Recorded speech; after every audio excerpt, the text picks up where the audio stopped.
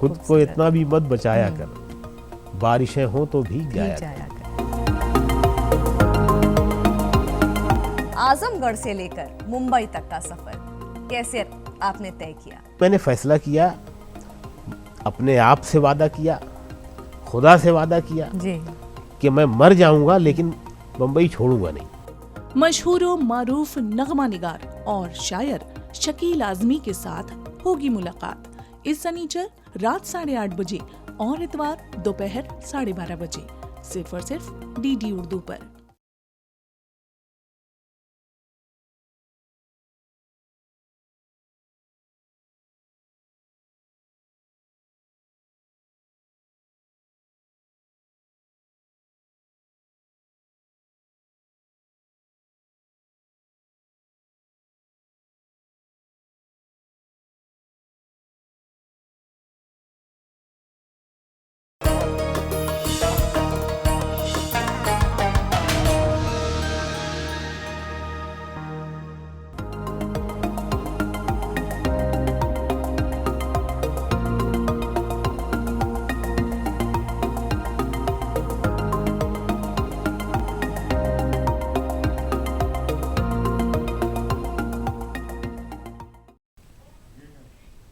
आदाब, नमस्कार, बहुत बहुत इस्तकबाल हमारे शो गुफ्तगू में। मैं हूं स्मृति रस्तोगी और आज हमारे साथ मौजूद हैं एक ऐसी शख्सियत जिसने अपनी मेहनत और लगन से अपना एक अलग मुकाम हासिल किया है। हार हो जाती है जब मान लिया जाता है, जीत तब होती है जब ठान लिया जाता है। शकील आजमी के लिखे ये बोल इनके सफर की कहानी को बयान करते हैं।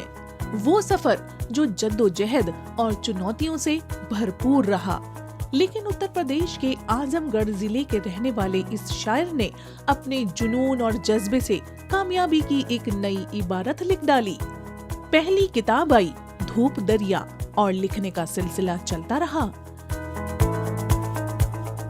मंजिल की तलाश में मुंबई का रुख किया, राह आसान न थी पर ठान लिया था कि अब मुंबई नहीं छोड़ूंगा।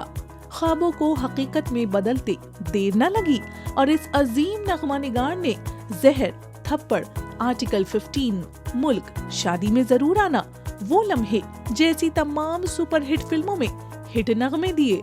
थप्पड़ के एक टुकड़ा धूप गाने के लिए इन्हें बेस्ट लिरिक्स के फिल्म फेयर अवार्ड का नॉमिनेशन भी मिला और इस अजीम नगमा निगार और शायर को इनके सफर के दौरान कई एजाजात से भी नवाजा गया।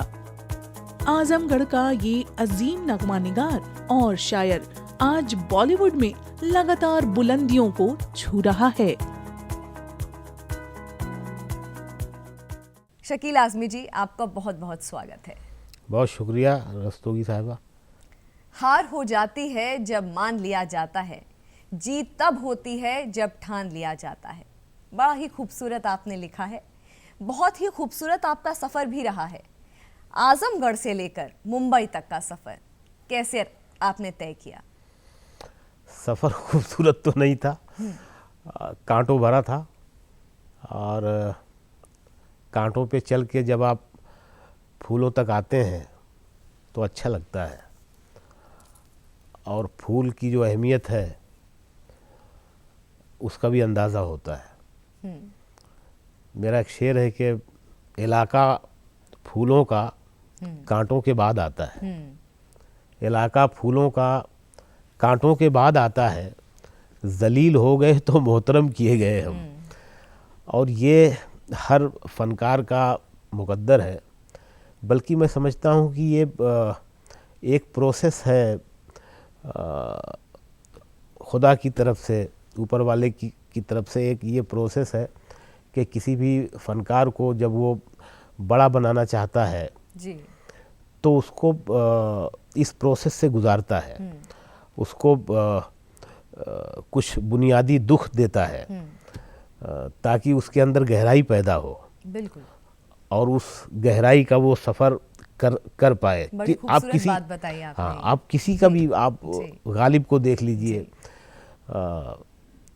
जितने भी बड़े फ़नकार रहे हमारे ज़माने में, आप निदा फाजली साहब का सफ़र देख लीजिए, यहाँ तक कि जावेद अख्तर साहब का सफ़र देख लीजिए, साहिर लुधियानवी साहब का देख लीजिए। मैं इसको निगेटिव वे में नहीं लेता, मैं इसको बहुत ही पॉजिटिव वे में लेता हूँ। और मेरा मानना है कि अगर किसी भी फनकार का वो अंधेरा ना हो, वो डार्कनेस ना हो, तो जो अंधेरे से जो उजाले की तरफ आया है सफ़र करके, उसका मज़ा ना हो, बल्कि उसकी अहमियत ही ना हो। तो ये जो दोनों ज़ाविये हैं किसी भी फनकार की ज़िंदगी में, ये बड़ी अहमियत रखते हैं। तो मेरा सफ़र भी आज़मगढ़ से ज़ाहिर है मेरा ताल्लुक़ है। मैं भी किसान का बेटा हूँ, मैं मिट्टी से ताल्लुक़ था, खेतों से ताल्लुक़ था, बागों से ताल्लुक़ था, मवेशियों से ताल्लुक़ था। स्कूल नंगे पाँव जाते थे हम। अच्छा। तो उस ज़माने में मेरे बचपन में गरीबी बहुत थी मुल्क में, इतनी खुशहाली नहीं थी जितनी आज है।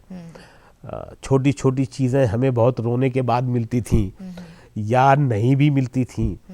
जैसे आज के माँ बाप बच्चों को बिना मांगे बिना रोए चीज़ें दे देते हैं, तो बच्चों को ये एहसास नहीं होता कि ये चीज़ें कितनी मुश्किल से आती हैं। मेरे बचपन में मुझे साइकिल चलाने का शौक़ था और मुझे साइकिल नहीं मिलती थी। तो उस साइकिल के मिलने और नहीं मिलने के बीच की जो कैफियत है जी। वो जिसने जी है, जिसने उसको जिया है, तो वो उसके अंदर गहराई पैदा करता है। वो ये ख्याल, ये इसको उर्दू में एक लफ्ज़ है महरूमियत, किसी चीज़ का नहीं मिलना। जी।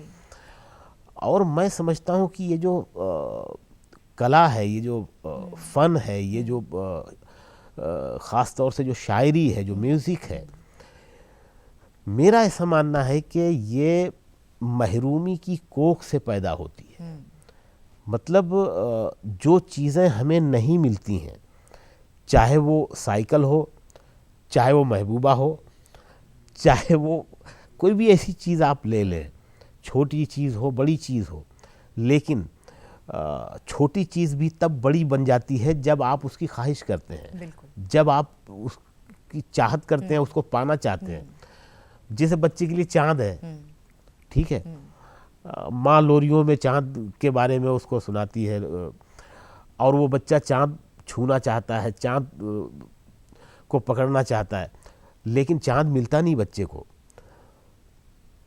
फिर वो बड़ा होता है, उसकी छोटी छोटी चीज़ें, बड़ी बड़ी चीज़ें जो उसको नहीं मिलती हैं, वो उसके ख्याल में, उसके ख्वाब में वो चलती रहती हैं। और वही महरूमी जो होती है वो उसकी कला में, उसके फ़न में ढल के आती है। हम शायर हैं तो हमारी शायरी में वो आता है, हमारी नज़मों में, हमारी गज़लों में, या हम फिल्म के लिए भी जो गीत लिखते हैं, तो ठीक है, फिल्म में एक कहानी होती है, कैरेक्टर होते हैं, सिचुएशन होती है, डायरेक्टर की अपनी चाहत, डायरेक्टर का अपना मिजाज भी होता है कि उसको गीत अच्छा लगना चाहिए। लेकिन उसमें अगर मैं लिख रहा हूँ तो उसमें शकील आज़मी भी ज़िंदा होता है। शकील आज़मी अपने उस पूरे सफ़र के साथ, अपनी महरूमियों के साथ, अपनी ख्वाहिशों के साथ, जो अपने तजर्बात के साथ उन गानों में मौजूद होता है कहीं ना कहीं, चाहे वो खुले तौर पे आए या छुपे तौर पर आए, लेकिन शकील आज़मी भी उसमें ज़रूर मौजूद होता है। इसी जद्दोजहद से फ़नकार बनते हैं। यही जो महरूमियत की आपने बात बताई, शायद यही चीज़ अंदर से वो आपको अलग बनाती है, मुख्तलिफ जिसे कहते हैं वो बनाती है। अच्छा शकील जी, आपने बताया कि कामयाबी यूं ही नहीं मिलती, बड़ी जद्दोजहद होती है, बड़ी मेहनत होती है उसके पीछे। तो ऐसा कोई वाक़या आपकी ज़िंदगी का हो जब लगा हो कि अब बहुत मुश्किल हो रही है? मैं जब फिल्मों में लिखने के लिए आया, उससे पहले मेरी 3 किताबें छप चुकी थी। उस ज़माने में मैं सूरत में रहता था। आज़मगढ़ से मैं पहले बम्बई आया, बम्बई से फिर आज़मगढ़ गया, उसके बाद फिर मैं वापस बम्बई आया। बम्बई से मैं गुजरात में एक शहर है बड़ौदा, वहाँ रहा मैं 2 साल। फिर वहाँ से गुजरात का एक और शहर है भरूच, जो बड़ौदा से बम्बई की तरफ आप जब आते हैं तो बड़ौदा के बाद भरूच आता है। वहाँ 2 साल रहा मैं। अच्छा। फिर मैं बम्बई के और करीब बढ़ा, सूरत आ गया मैं। तो सूरत 10 साल रहा मैं। और सूरत में ही मेरी शायरी परवान चढ़ी। बड़ौदा में लिखना शुरू किया 1984 या 85 में, 84 आखिर में या 85 शुरू में मैंने पहली गज़ल वहाँ पे बड़ौदा में लिखी। सूरत में मेरी शायरी परवान चढ़ी। सूरत में जो और भी बहुत सारे शायर थे, उनसे मिलना जुलना हुआ, और फिर धीरे धीरे अदबी नशिस्तें, शायरी की जो महफिलें होती हैं छोटी छोटी लोकल शहरी लेवल पे, उसमें जाना शुरू किया। और फिर जो उर्दू के बड़े मैगज़ीन थे उसमें छपना शुरू किया। अच्छा। तो मैं बहुत जल्द जो हमारे उर्दू साहित्य के, उर्दू अदब के जो बड़े ज़िम्मेदार लोग थे, बड़े नक्काद, बड़े क्रिटिक्स थे, बड़े शायर थे उर्दू में, मैं उनकी नज़र में बहुत जल्द आया। मैं बहुत छोटी उम्र में मैंने 1984-85 में लिखना शुरू किया। और उर्दू साहित्य में एक जो दर्जा बंदी है कि भाई एक तरक्की पसंद शायरी, तरक्की पसंद अदब, उसके बाद जदीद यानी मॉडर्न अदब, और फिर एक पोस्ट मॉडर्न साहित्य अदब, वो 1980 के बाद से जोड़ा जाता है। तो 1980 के बाद के जो पोएट्स हैं वो सब के सब मेरे उम्र में मुझसे बड़े हैं। अच्छा। हाँ, उम्र में सब बड़े हैं मुझसे। सबसे छोटा हूँ मैं उम्र में। लेकिन उस 1980 का जो दौर है जिसमें हमें गिना जाता है, उस दौर में मैं इतनी तेजी से मैंने अपना सफ़र किया या हुआ मेरी तरफ से, ये तो कुछ जानबूझ के नहीं होता है। तो आपको क्या लगता है, क्या वजह रही होगी? काम आपका इतना अच्छा रहा होगा कि लोगों को एक बार में उनको अच्छा लगा होगा, समझ में आ गया होगा कि ये अलग है, जो लीग चल रही है उनमें से अलग काम हो रहा है। ये मैं यही कहना चाह रहा था कि अच्छा लिखना बड़ी बात है, लेकिन डिफरेंट लिखना वो बहुत बड़ी बात है। और वो डिफरेंट तब होता है जब आप अपना लिखते हैं, अपना खुद का जो आपका तजुर्बा है, क्योंकि वो तजुर्बा किसी दूसरे का नहीं है। बिल्कुल। और उसमें जो आपका जज्बा है, उसमें जो आपकी फीलिंग्स हैं, जो आपके एहसासात हैं, वो जितनी शिद्दत से आपके काम में आएगा, जितनी शिद्दत से आपकी शायरी में आएगा, दूसरे की शायरी में नहीं आएगा, क्योंकि ये उसका जिया हुआ तजुर्बा नहीं है।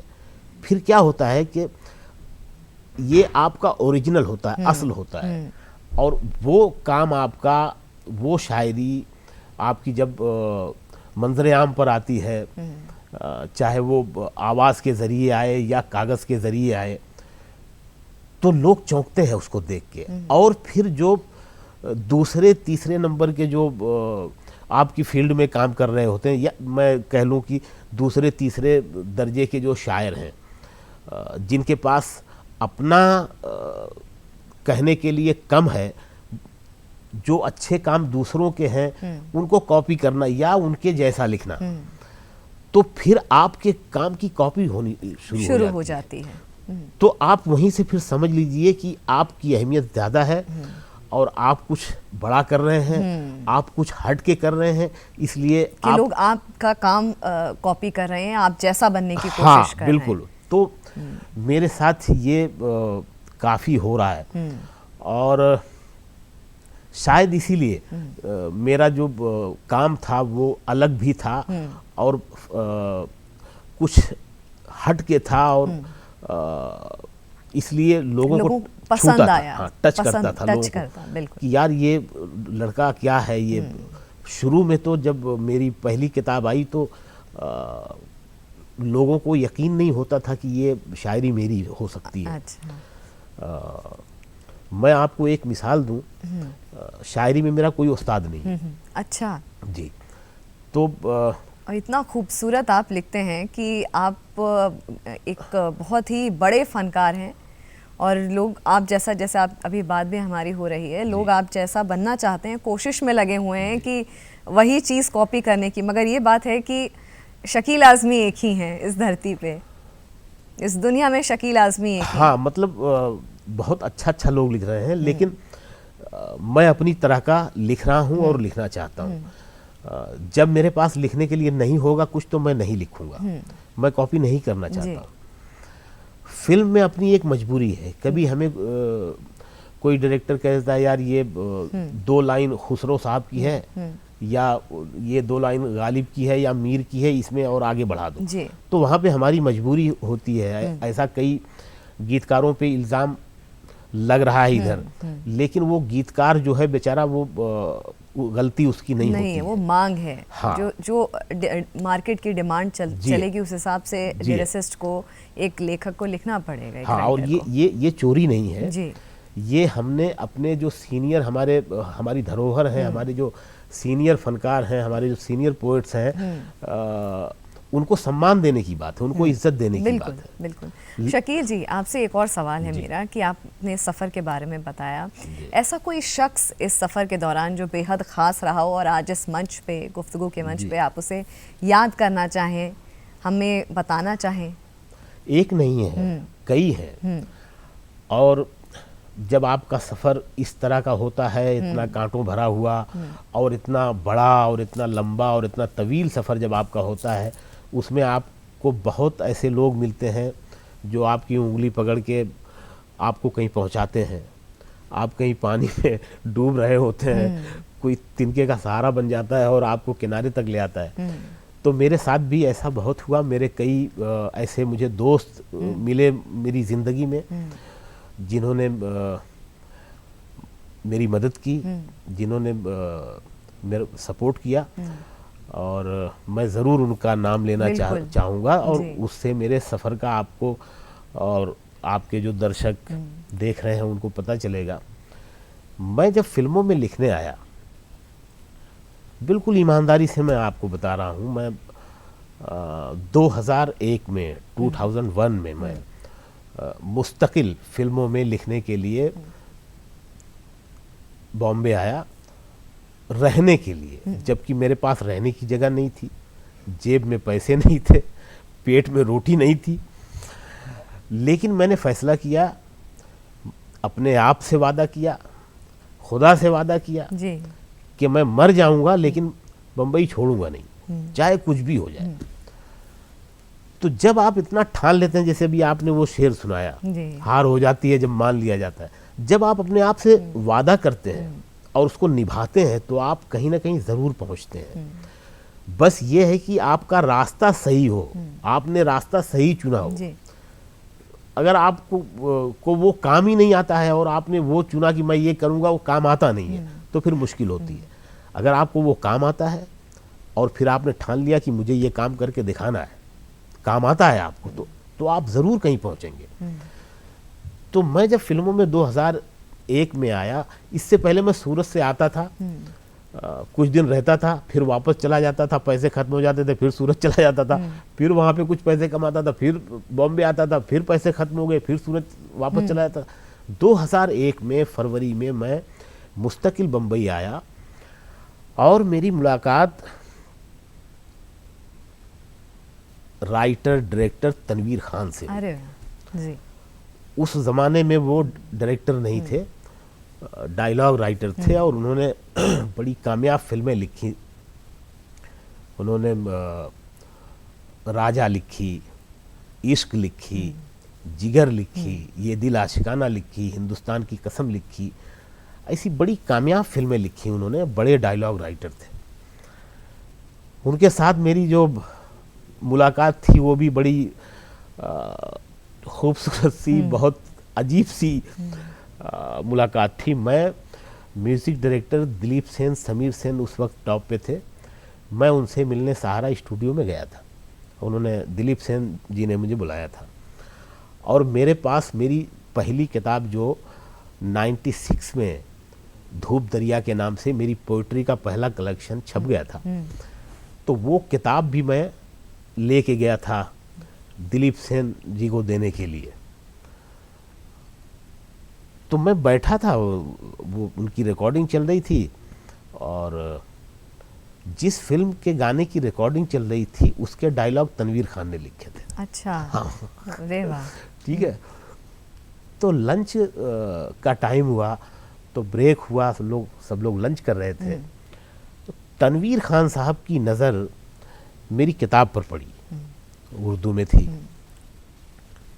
और मुझे याद है उन्होंने कुर्ता पजामा पहने हुए थे, वो देखने में राइटर लगते थे, लेकिन मैं उनसे वाकिफ़ नहीं था, उनके नाम से भी नहीं, उनके काम से भी नहीं। इतनी बड़ी बड़ी फिल्में, क्या होता है, राइटर अक्सर बेचारा पर्दे के पीछे रहता है, वक्त लगता है उसके नाम को लोगों तक पहुंचने में। तो तनवीर खान साहब ने वो मेरी किताब देखी, उन्होंने कहा ये मैं किताब देख सकता हूँ? मैंने कहा ज़रूर देखिए। उन्होंने 2-3 वर्क पलटे और कुछ पढ़ना शुरू किया जल्दी जल्दी में, लेकिन उनको अंदाज़ा लग गया कि यार ये शायरी बहुत अच्छी है। उन्होंने कहा मुझे ये किताब चाहिए। मैंने कहा ये तो मेरे पास एक ही है, मैं आपको भेज दूंगा, मैं सूरत में रहता हूँ, आप मुझे अपना एड्रेस दे दीजिए।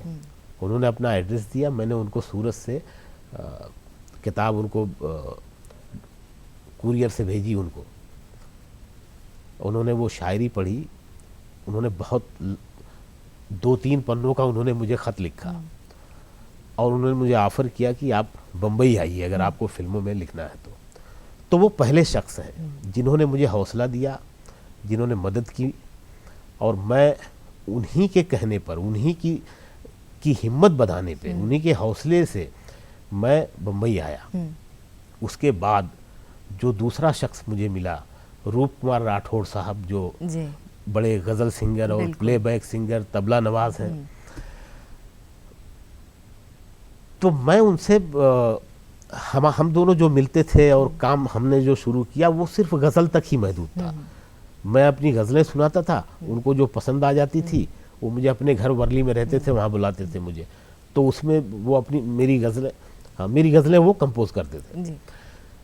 फिर मैंने उनके अंदर म्यूज़िक डायरेक्टर बनने के लिए मैंने उनके अंदर जो है एक जगाया, मैंने उनके अंदर के म्यूज़िक डायरेक्टर को कि आप म्यूज़िक डायरेक्टर बनिए। वो तैयार नहीं हो रहे थे।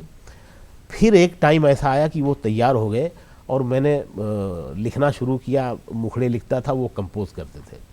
फिर एक टाइम ऐसा आया कि तनवीर खान साहब डायरेक्टर बन गए, और उनकी पहली फिल्म, उनका ड्रीम प्रोजेक्ट, मतलब कोई भी डायरेक्टर जब पहली फिल्म करता है तो उसका वो ख्वाब होता है।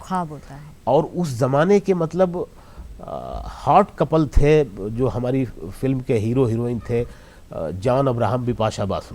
फिल्म थी मदहोशी। ठीक है। तो उसके गाने बड़े लाजवाब थे, बड़े लाजवाब गाने थे वो। उसके गाने बहुत ही पॉपुलर हुए, बहुत पसंद किए गए, और उस फिल्म में मुझे स्टार डस्ट अवार्ड के लिए मेरा नॉमिनेशन हुआ बेस्ट लिरिक्स के लिए। धूप मायूस लौट जाती है, देखिए धूप कैसे किरदार बनती है, धूप मायूस लौट जाती है। मशहूर व मारूफ नगमा निगार और शायर शकील आजमी के साथ एक मर्तबा फिर होंगे अगले हफ्ते रूबरू। छत पे कपड़े सुखाने आया कर,